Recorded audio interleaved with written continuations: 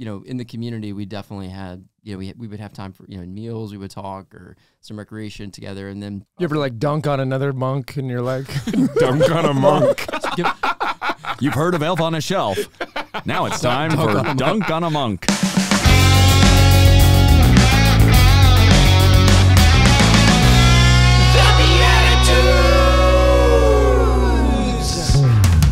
That's right. Hello, hello, hello, and welcome back to another fantastic episode of The BeatiDudes, a podcast for Christian men seeking to grow in holiness and humor, growing closer to God by growing closer together. We are here today with a fantastic episode. My name is Paul Kolker. I am joined, as always, by Jeff Scheffelbein. Howdy, folks. Wow. Yes, hello. And Nick Besner. What's going on? And we've got a phenomenal guest today. He was in town for the YCP Conference, and we managed to snag him. We abducted him and brought him into the studio here. It's John Cannon, ladies and gentlemen. The YCP Conference is the Young Catholic Professionals Group. That's right. It is in, I don't know, over 30 cities now, and so this conference continues to grow like crazy. I got to see John there a little bit, but they had over 700 people at their gala last night. And young people from cities all over the place and other cities that they're launching. So pretty powerful. But I got to tell you, John's got something brewing that's pretty powerful too. So John, welcome to the BeatiDudes. Thank you all for having me. Great to be here. Yeah, Where did you come from? I mean, where did you come there's from? a lot of ways to take that. How did you get here? You answer that however you in feel the moved. beginning. Yes. Nice. Yeah, where did I come from? I live in D.C. Yep. I live in Washington, D.C. Here for the YCP conference for the weekend. Also, this guy on my team, Marcellino, you had his brother, Anthony, on your show. He works in Dallas, so opportunity to see him, do a little co-working in person, which is always good. Yeah. The co-working thing makes a big difference, right? In person's amazing. We're incarnate for a reason. Amen. Amen. Wow. Well said. So I want people to understand this. I was just bragging a little bit about Young Catholic Professionals. I think that group has done a great job of creating authentic community and really a place for people to grow and to be formed. And when I talk about that group, I then bring up your group, Sent Ventures. But before we jump into what Sent Ventures is, tell us about the journey of your career, because I don't know that it's the most typical career path. Is that fair? That's, yeah. Yeah, I'm still trying to figure out what I want to be when I grow up. I'm astronaut and fireman are still on the list. Yeah. So, but I've been blessed to do a lot of different things. So worked in politics for the governor of my own state in Alabama for a little while. Wow. Worked also in investment banking and ended up starting a little consulting company back in the day. I'd grown up Catholic. It became less and less part of the game as I went along. Chasing career, fun and games. God was just very merciful with me. He kept knocking, and I had a very intense spiritual experience, encounter with him that just changed everything. Overnight, went from reading business stuff to just tearing through spiritual books, going back to prayer, going to Mass daily, trying to change things with God's help. Ended up entering religious life. I was with the Carmelites, a more contemplative order in the Catholic Church for I'll just say some years. It was a while, which was a great gift. I was very happy. I loved it there. But as I went along, it became clear I felt like God was inviting me to kind of get out there a little more, be a little more missionary. It's a very contemplative order and a little more cloistered. And I ended up doing a research project on leaders who had led renewal movements in the church, like Mother Teresa, Ignatius of Loyola, many others, and just seeing that they're holy but also very entrepreneurial. And this is the type of person that has led renewal in the church. They're holy and seeking to address needs in an entrepreneurial way. And there's not much in the church right now that builds entrepreneurship into spirituality. And so I discerned out and started a group called Sent, which is what I run now. And we're really a community and network for Catholic founders and builders and mission leaders. And it's very hard starting a company or organization, especially if you're trying to build your faith into it, as many of you know. And so to have the community, the resources, the great partners to enable you to flourish, the spiritual support, I think is what can contribute to renewal of the faith in our time. And so we're trying to help facilitate that work of the Holy Spirit. Yeah, so if anybody's catching this, will you explain what it means to be either cloistered or contemplative or semi-contemplative? Not that I know, but yeah, that's a lot of C words going on here. Carmelite, cloistered, contemplative. Yeah, so in the church there are different orders and religious institutions, and you can kind of lay them on a spectrum. Some are very active, like the Jesuits. They go out there. They're building missions, and they're just kind of on the road a lot. And then on the other end of the spectrum, you've got Carmelite nuns, perhaps, they're cloistered. They don't actually leave the convent or the monastery, except for maybe emergencies. And that's part of their charism, is to be united to God and in a very in a hidden way in which they're conformed to Him, and they offer their prayer and sacrifice for the world. And that can often be the most powerful way of converting others. Saint Therese of Lisieux would be an example of a Carmelite nun. Saint Teresa of Avila, also a cloistered Carmelite nun. The Carmelite friars are what's called, I don't know how much I want to get into it, but they kind of had a hybrid lifestyle. They lived in monasteries, but they also hit the streets, kind of like Saint Francis or Saint Dominic, who they had monastic communities that they live in to really draw close to the Lord and have that community, but they'd also get out there to bring their encounter with God to others. And so we did have some apostolates and ministries and parishes and retreat centers, which I was blessed to serve in and perhaps more importantly learn from. Maybe one of the most elementary questions, but did you talk? I'm getting it all out now, Jeff. I'm just going to take over the podcast and talk the whole time. If I didn't talk for a number of years, I would also probably do this. Yeah, we did. So it's interesting. The Saint Teresa of Avila, when she reformed the Carmelites in the 1500s, she wanted, for every hour of mental prayer, of contemplative prayer, she wanted an hour of recreation. So an hour of spending time with others in community and being in relationship, because that's where charity is really practiced, is how we interact with others in our family, in our community, in our workplace. Like, that's where the rubber hits the road. And yeah, so it's not just isolation, just so you can stay apart and not have a near occasion of sin, air quotes, right? Like with other people, right? Yeah, because you gotta, and so we, in the community, we definitely had, we would have time for meals, we would talk, or some recreation together, and then.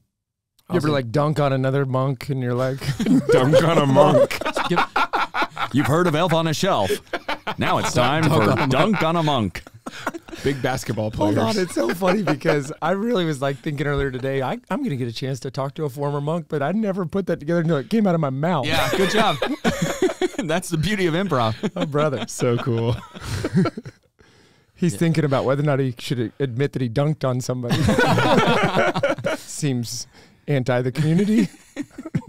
Oh, you mean like in basketball? Yeah, I don't know. Did you play basketball? We did. In one of the monasteries, we did play basketball sometimes if we had goals and stuff. There was one monastery had this. It was like a goal, but it was like 8 feet and maybe 10 inches. And it was, the rim was kind of hanging down. Oh, no. There was like a string of a net on there. It was just terrible, but we'd play on it, Where basketball was invented. I just picture you out there like, the Son of Man came not to be served, but to serve. No, that was in volleyball. Oh, okay. Yeah, good Nice. call. Yeah. Mixing up my sports. We could probably do that all day. There's so many of those. Let's not. You're about to have scales on your eyes. No. Nobody knows what that means. Yes, It's they do. Acts of the Apostles. Yeah. Got it. I was like, do I laugh? Well, I don't know. Just laugh sometimes. Okay, so you're there. You do a research project, is what you just said. That was just because you like research, or you're assigned research projects? I can't imagine monk, go research something. I was just getting really into it. I was just, I don't know. I was very driven to. I was reading a lot of biographies of saints and learning about renewal movements in the church, and I was kind of angling. I was doing theology studies, so it was for my theology thesis. So that kind of channeled it. But I was just really curious and driven by it. I mean, one thing that happened shortly before this was my father passed away actually very suddenly when I was in religious life, about 6 years into it, and it was a great blessing. He's a very holy man, went to daily mass and just walked the walk, and was able to be with him in the, his final days, and which is a great gift. And I went back, and I don't know, there was, I don't know, if you've ever gone through a trauma in your life, it can just stir up a lot within. And I felt it was like a very creative period. I don't know, for me, I became interested in, in church renewal and how it happened in the past. And so there was a lot of that. I feel like a lot of that grief and angst was just being channeled in that direction. yeah, for about a year or so. And Is there one or two spiritual books during that time? Because you talked about mass and prayer and spiritual books that led you into the convent. I'm not the convent, into the religious life, to a religious the monastery. life. Was there any that stood out there that you continue to hold close to you? Yeah, that's a great question.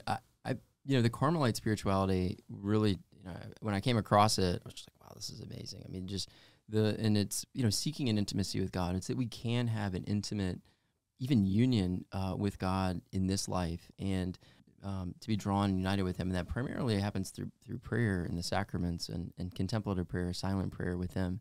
And I felt like God was leading me in that direction in a very kind of mysterious way. And so Teresa of Avila, who's a Carmelite mystic in the 1500s, lived in Spain, John of the Cross, contemporary, same time period, just became very drawn to their spirituality, and that kind of led me to the Carmelites also. That's cool. Well, there's a reason that it's Saint Therese of Lisieux that starts off the whole section on in the Catechism on prayer. Is I forget the exact quote now that I'm talking about it, but it's, for me, prayer is a cry of the heart, I think is what she's saying. And so the Carmelites talk very deeply about and beautifully about prayer. Yeah, exactly. Yeah, an uplifting of the heart to God, and the Carmelites are kind of the church's like Navy SEALs of prayer, if you will.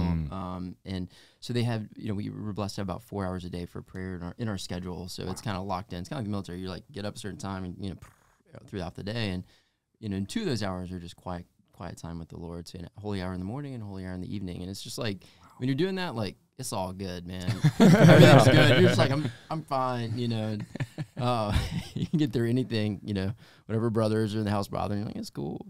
But you get pulled out of that and you decide to launch a really international organization as it's become. Tell us what Sent Ventures actually is on 2 feet. Like what is it that people are going to find when they look it up or they learn more about it? Yeah, so Sent Ventures, SentVentures.com. You can go to the... No. Yes, please, SentVentures.com. Check it out. Join. Absolutely. So we're a membership community for Catholic founders, builders, mission leaders, and also increasingly investors. So if you're running a company, and most of the people that we work with, they built something. They're kind of past the idea stage. They're in it, man, and they're growing up, and they have teams, but they really care about building faith into their company and the DNA of it and how they serve others. And that can be very hard today because there are a lot of pressures to not do that, to just grow the bottom line, to, if you have investors, to just, just keep pushing forward, to ignore your family, et cetera. So we help people find the community and support for that. So we help them find great mentors, peer coaching groups, similar to Young Presidents Organization, which is a community and network of CEOs and presidents. We run kind of Catholic peer coaching groups. And then we have a member platform where they can find spiritual resources and support. They're really custom for this type of leader. We also run a conference. We had it last week, and blessed to have you there, Jeff, also for that conference, and hope to continue doing that. More in-person events. It's a great thing about going to the YCP conference is just the power of in-person community. There's just a dynamism and a vitality to it. And so we hope to do more kind of regional events as well. Your conference, your Sent Summit, was one of the most alive. This is your second year that you just had it. And how many people showed up in DC for this thing? Yeah, we had 250 founders, CEOs, and investors come in for it. Do you know that I like waking up early? I woke up even earlier on the East Coast time zone, which is not my time zone, because I just stacked up coffee with this person at 5 a.m. Now this person at 6. Now this person for break. I couldn't believe how many just people that were challenging me, holding me accountable, inspiring me. Great, how could we partner together conversations you put together in 2 years. Last year's was awesome too, by the way, the connections from that. So I told this to Nick the other day. I said, Sent and YCP are it. Outside of my kid performing in The Wizard of Oz, which is why I had to leave your conference, I'm sticking around because it is an incredible, incredible time. Great job. Well, we'd like to play a game with you. Okay, here we go. But so this one you get to be the judge of, and I'm going to have I don't Paul, judge. Well, you're going to have to this time, okay? This is you coming out of religious life and back into the real world where we're going to judge a little, and then we'll talk about Sent some more. And this one heck of a foray into judging people. Nick, what's the name of this competition? This is called Blessed Are the Joke Makers, for they shall inherit the points. That's right. John, how many points do you think this is worth, just off the top of your head? Just what number came to your mind just now? For the whole for this game right now. How many points? Yeah. For whoever wins. Whoever wins, how many points do they get? Yeah. 37. That's yeah. it. That's, You That's bet. probably the hardest decision you made all day. Like I've never seen people stress about this. I've never seen sweat I'm actually like, form on someone's $1 forehead. billion, one. 37 is actually pretty appropriate. yeah. Right in the middle there. Yeah. I was going to say $1 billion and you averaged those? Like, Yeah. landed on a prime number. He does not have a Is it spreadsheet. prime? Wow, that was impressive. Yeah, right. I was a math teacher for a little while. And a nerd. I'm still a nerd. All right. Okay. What's your math class? Hey, think of a number. That's all it was. Every single day. That's why I'm no longer doing And it. you're like, prime, not prime. Wow, teacher, thanks. Man, I'm good at this. The whole thing was just a glorified ego trip for me. You know what? I've seen a lot of teachers do. Credit to me that you all know this. Like, that's a big teacher move these days. Yeah. No. Credit to me. Yeah. And that was the main thing. I just wanted them to put hashtag Paul Kolker in all of their posts. Didn't go well. No. All right. So the way this is going to work is we've got a character card and then a question card, and we're drawing from a couple different games here, kind of mix and match. It should be fun. We've got the Catholic card game that's got the questions. So as this character, we have to answer this question, and we're going to have a little bit of time. Fill in the blank. It could be, Yeah. we'll see what it is. But we got to try to assume the role of this character and answer this question as they would. So here we go. The character is a shameless liar. Oh, geez. Wow. Yeah. This will I'm be fun. ready for this one. Let's have one of the commandments. Oh, okay. Contemplating blank takes up a lot of my prayer time.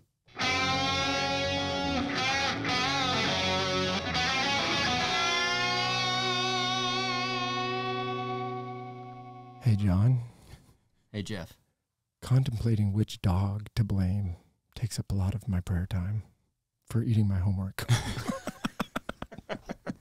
Which dog? It sounds like a rapper. Hey, which dog? I think that would be a great, or maybe it's a dog dressed up like a witch, which is just a great Halloween costume. Nailed it. Love it. As a shameless liar, talking out loud takes up a lot of my prayer time. That's really good because that liar has a lot to say. It's pretty good. Well, and it also ties back into our Being contemplative. formerly. Yes. As a shameless liar, contemplating how to cheat on my taxes takes up a lot of my prayer time. That's incredible. John, what say you? Yeah. Do I have to do it too? Yeah. Who? Okay. Or No, no, you have to pick one of us. Yeah, you This is pick just one of guess. us. You're just Got it. choosing. Okay, that's yeah. It's Who gets the prime of those point? So- incredible answers. right. Mind-blowing. I mean, on the spot, that's pretty good. That's pretty good. I appreciate yours, this being tax season. Right. Yeah. Try to be topical. So he's the winner. Yeah, he's doing 37 points. 37. Hey, 37 on the board. Man, Yeah. what a great Thank start you. to the week. I mean, That's it's no incredible. 77 that Nick got, a couple weeks You ago. never know what you're going to get. Well, I got to tell you something. For being our celebrity judge on the show today, and I know that you're a big fan of Sacrilegious. You actually showed up with some Sacrilegious socks. We have a very special presentation from you. Whether you know this or not, Sacrilegious is actually an official sponsor of the BeatiDudes. You can go to sacrilegious.com/BeatiDudes, get 10% off and pick up some cool gear like these that are yours. Oh wow! Do you know I what? love it. So this is the Louis and Zelly Martin Amazing. Parents to St. Therese, but here's why you got those socks. With what you're doing for Catholic entrepreneurs, did you know that Louis was a watchmaker and Zelly was a lace maker? And so they were saintly entrepreneurs. Of course you know this. You did the research project. Who am I talking to? The dog did not eat my homework. Which dog? I wrote a 400-page paper on Louis and Zelly. You know, I wrote a 400-page paper on them. Oh, that's the habitual liar in me. The dog ate it. The dog ate it. The dog ate my computer. Again. Hey y'all, this is Jeff Scheffelbein. When Nick and I set out to start our new company, Undivided Life, we were really concerned about how would we cover the healthcare needs of our growing families, and we were so excited to find a company that fit both our medical needs and our faith beliefs perfectly. It's called Solidarity HealthShare. It is an ethical alternative to traditional health insurance. We're never part of sharing in the medical costs of anything that goes against the teachings of the Catholic Church, making it a great alternative for Catholics and Christians alike. Solidarity is very affordable, which is perfect for a large family or for a new and growing business like the one we've started. So visit joinsolidarity.com today so that you can get started with us. Hey, this is Nick from the BeatiDudes. Check this out. If you're a business owner or marketer targeting Christians in your community, Decided Excellence magazine can help you reach that goal. Decided Excellence publishes monthly magazines to thousands of homeowners in your area. So whether you're a home services business owner, a Catholic school trying to grow your enrollment, whatever it might be, Decided Excellence can help you find your next customer. Visit decidedexcellence.com today and start growing together. Hi, it's Paul Kolker from the BeatiDudes here, and I just wanted to share with you guys that I also, outside of the show, perform improv comedy on a regular basis with a group called Divine Comedy. So what we do is we come up with everything on the spot, so whether you're looking for faith-filled, fun, family-friendly comedy for your youth night, or whether you're looking for clean comedy for your corporate event, Divine Comedy can perform for your group and even get you in on the action. So if you'd like to hire us to come out and perform for your next event, check out divinecomedyimprov.com. Divine Comedy, an inferno of fun.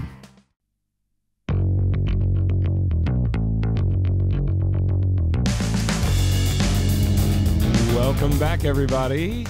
Back to the BeatiDudes, sitting here with John Cannon. And John, one of the things you mentioned in the first segment there that really, I guess, attracted you or brought you into your order or what you enjoyed about being there was this intimate union with God. I thought that was a really beautiful phrase.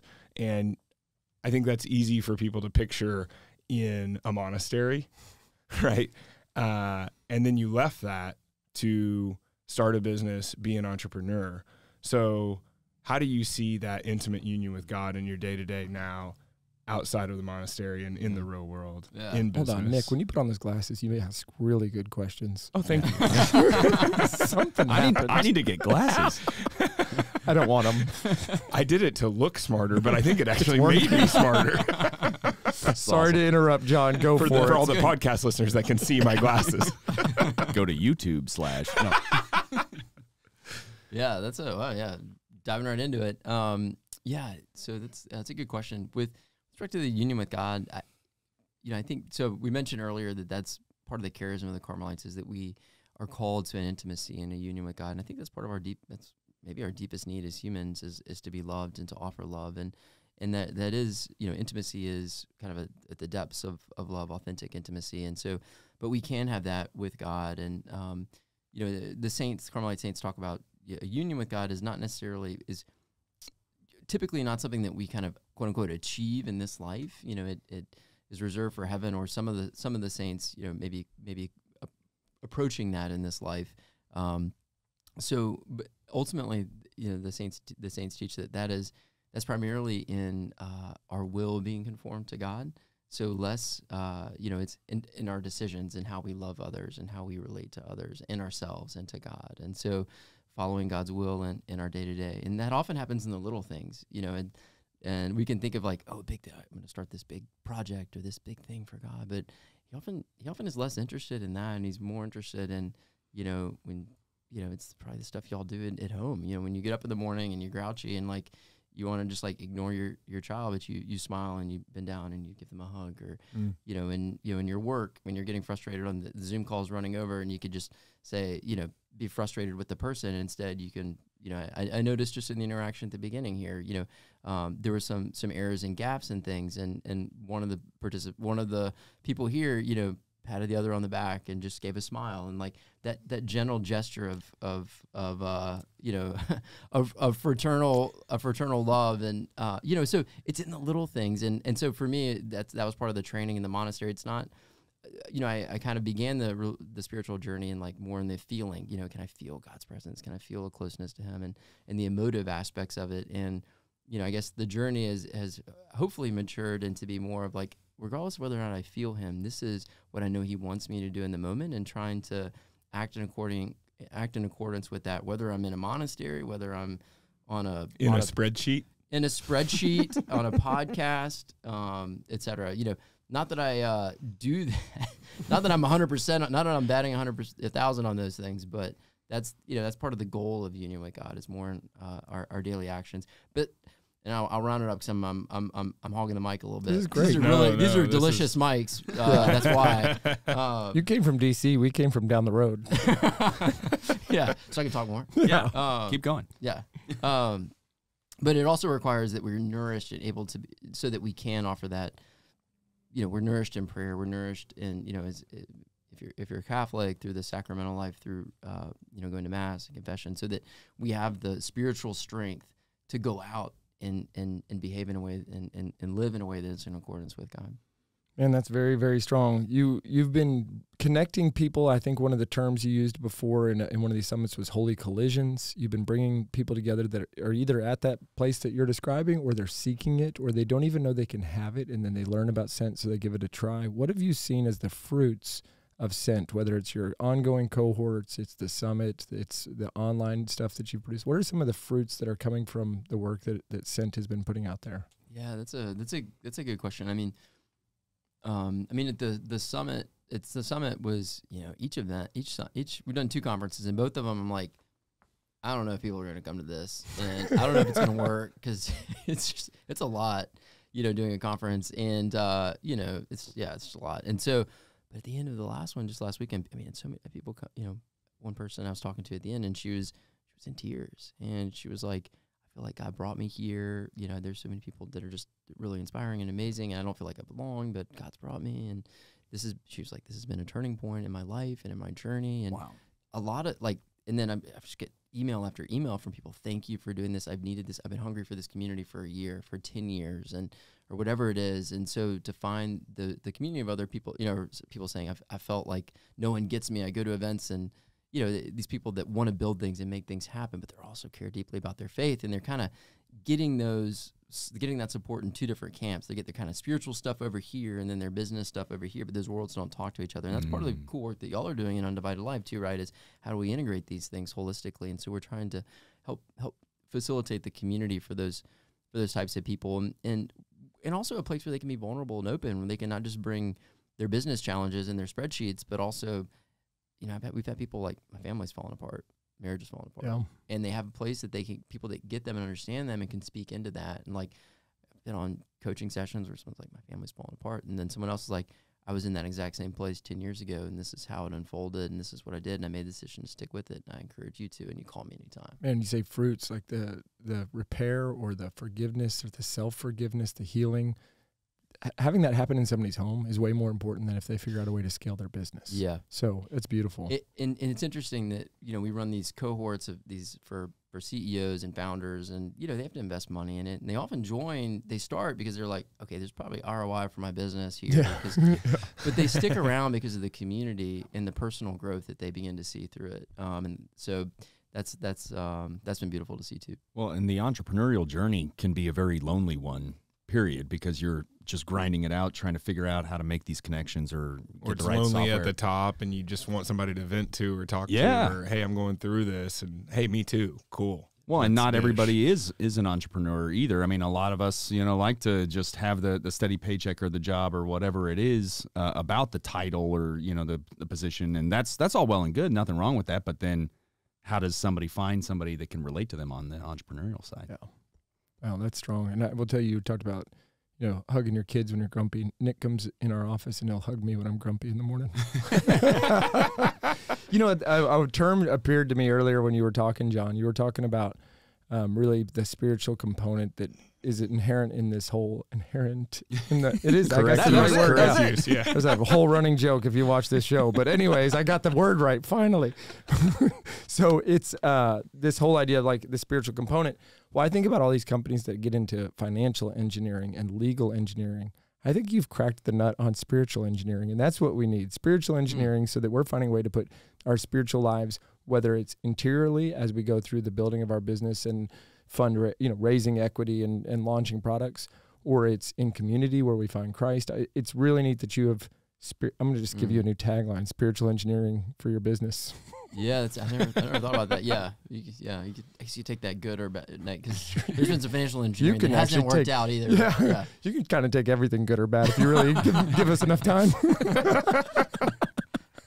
Well, good. We want to ask you a question from our card deck. So we have the BeatiDudes questions, and The BeatiDudes is TBD. So the question's always to be determined by what we pull out. So this is the TBD deck. TBD. Soon. Can my answer be TBD? Yes. We'll see how it goes. All right, okay. That's So- the free space. Yeah. Move forward, free space. Yeah. So our TBD question for today is simply this. What is your, as an entrepreneur, and all of us have our own entrepreneurial pieces. We've all been launching different things, whether they're creative, business, associations, and groups coming together. But what is your business kryptonite? So you can kind of take that any which way you want, but like when you struggle, or what is the thing that always makes you kind of cringe or shut down or not feel, maybe the imposter syndrome pops out because of it. So anybody want to go first on business kryptonite? Yeah, Nick? I'm happy to. Okay. For me, and I think there's a lot of type A, achiever type personalities like myself who have these ideas and they want to do these things, but then they have is that what others expect of me, or is that the right path, or let me do a little bit more analysis, right? I think, given my background in spreadsheets, generally, you can overanalyze and hope that you can find one more piece of data or this or that. And I think for anybody out there that may hear this, like, find somebody who's the starter and you can be their scaler, right? And I think with Jeff and I, that's just such a good blend of starter and scaler. And that's something I've learned so much just in the few months of our new business, where you can sell something first and then build it. And I think that that's a really interesting thing if you're not that entrepreneur, like by background or by archetype or by personality type. Yeah. I think that's fascinating.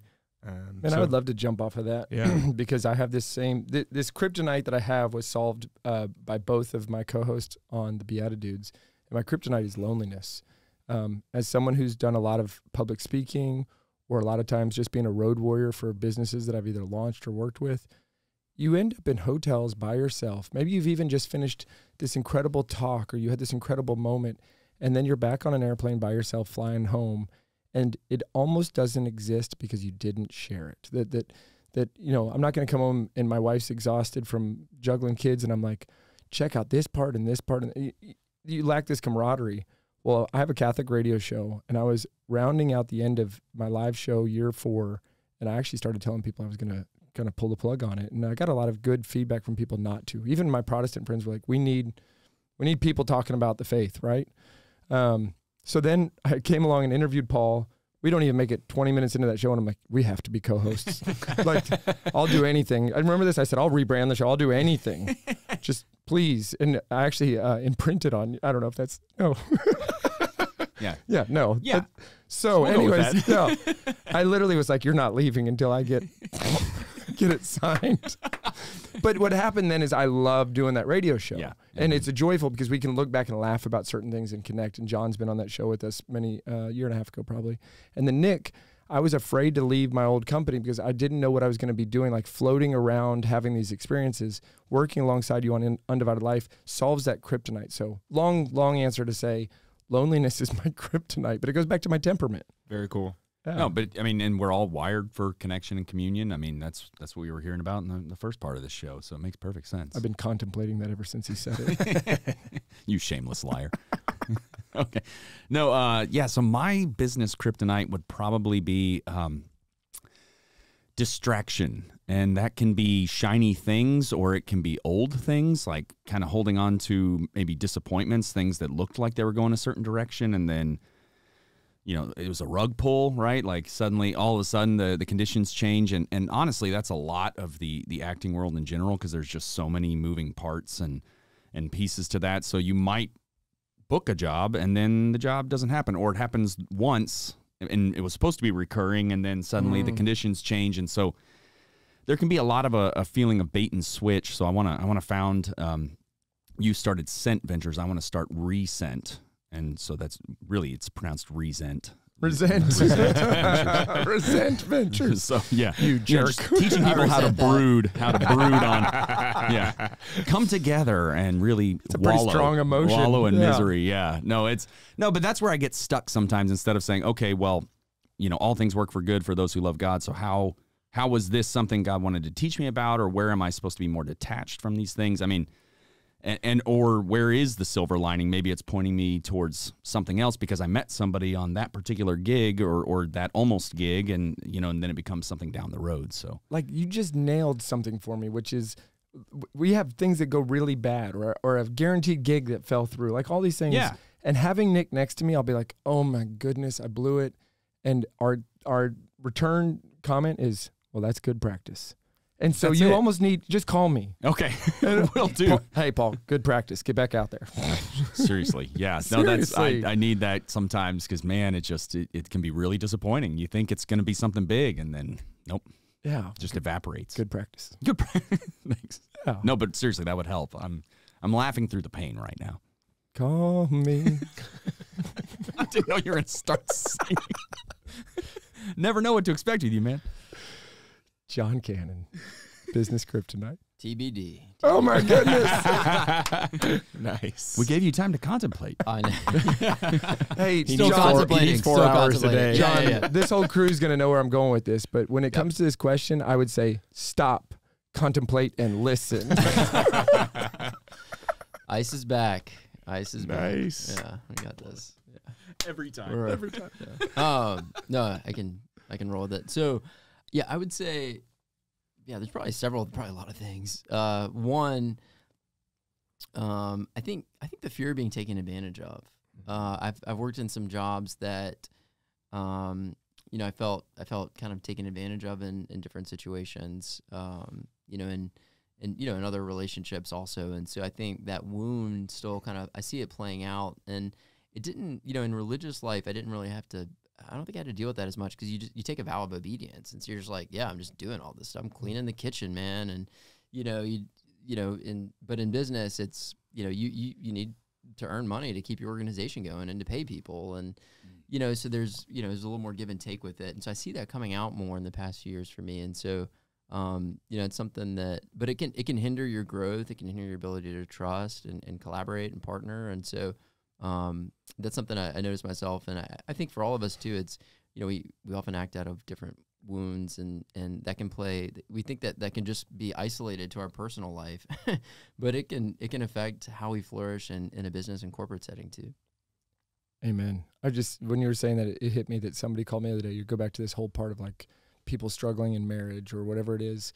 And the comment was, I'm crushing it in business and my home life is falling apart. And then my question is, are you actually crushing it in business? Like, your definition of crushing it is completely off from where it should be pointed. So business or not, it's all the same life that you're living. So that couldn't be possible. All right, well, listen, so we're going to wrap up this first episode with you here. There's a bonus episode, a little bit shorter, that comes out a few days from now, but it's going to be also featuring John Cannon.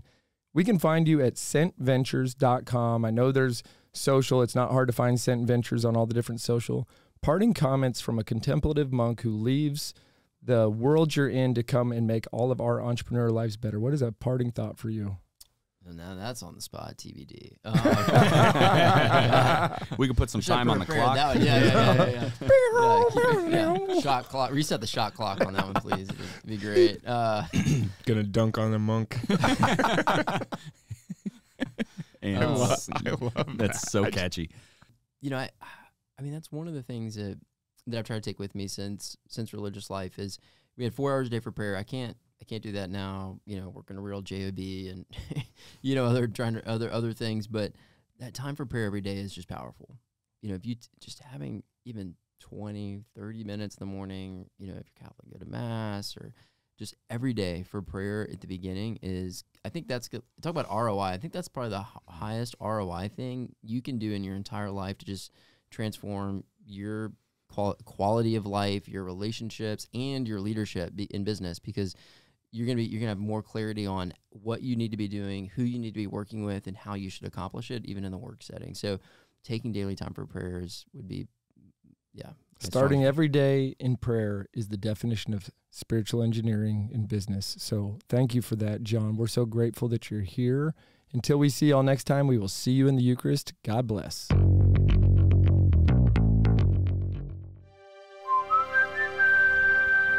This podcast is part of the Spoke Street Network. For more great podcasts, visit spokestreet.com.